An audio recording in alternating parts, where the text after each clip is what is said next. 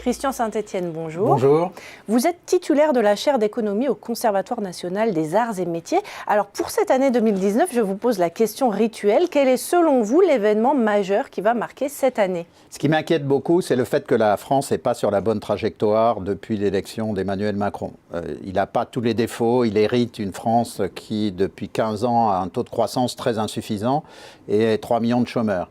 Mais quand il est arrivé, il aurait dû choisir des priorités fortes. Il y avait deux priorités absolument clés. C'était réduire la dépense publique, ce qui passe par une réforme des retraites. Une vraie réforme des retraites, pas une réforme du mode de calcul, comme c'est proposé actuellement, mais une réforme qui permette d'économiser sur ce poste. Il faut juste rappeler que la dépense publique, c'est 56 points de PIB et que les retraites seules, c'est 14, c'est-à-dire un quart. Il n'y a pas de réforme de la dépense publique si on ne fait pas de réforme des retraites. Donc je suis inquiet parce qu'il ne le fait pas. Et l'autre point que je vois, c'est que nous sommes dans une mutation totale de l'économie mondiale sous l'effet de la troisième révolution industrielle, la révolution informatique et numérique. Et je ne vois pas la France mettre en œuvre une politique industrielle déterminée.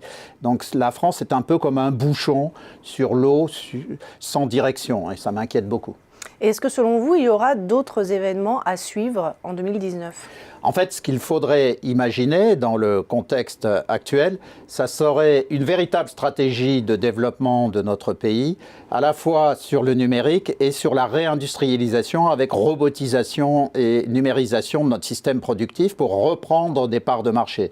Parce que le déficit extérieur récurrent, c'est un vrai problème, pas seulement économique, il est politique et géostratégique. Il conduit à un affaiblissement de la parole politique en Europe. Les Polonais, encore récemment, qui nous redonnait des leçons sur le thème « La France, Paris brûle, la France n'arrive pas à équilibrer ses comptes, comment pouvez-vous donner des orientations à l'Europe ?» Donc la restructuration de l'économie française, ce n'est pas seulement une question technique, c'est d'abord et avant tout une question politique et stratégique.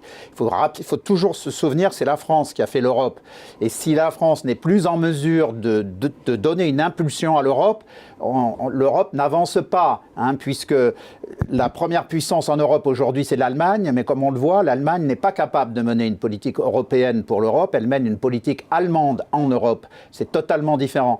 Donc l'incapacité de l'actuel gouvernement et président à relancer et impulser un développement puissant sur le moyen terme, c'est vraiment le sujet à regarder pour 2019. Et c'est ce que vous appelez de vos vœux, du coup, pour cette nouvelle année? Totalement, je pense que c'est parfaitement possible, mais Macron a fait deux erreurs qui le bloquent. Le fait de ne pas faire la réforme des retraites qui aurait permis d'économiser 25 milliards d'euros au bout de 6 ans et d'avoir voulu faire cette réforme de la taxe d'habitation qui n'est pas justifiée parce que c'est un très bon impôt et parce que c'est l'impôt qu'on paye pour, quand on sort de chez soi, avoir des rues propres et goudronnées et des écoles qui fonctionnent. Donc, quand il a fait cette mesure qui va coûter 20 milliards d'euros en année pleine en 2021, il s'est tiré 2 balles qui coûtent 45 milliards. C'est parce qu'il a fait ces deux erreurs qu'il est allé chercher 3 milliards sur le gasoil en novembre qui a provoqué les gilets jaunes.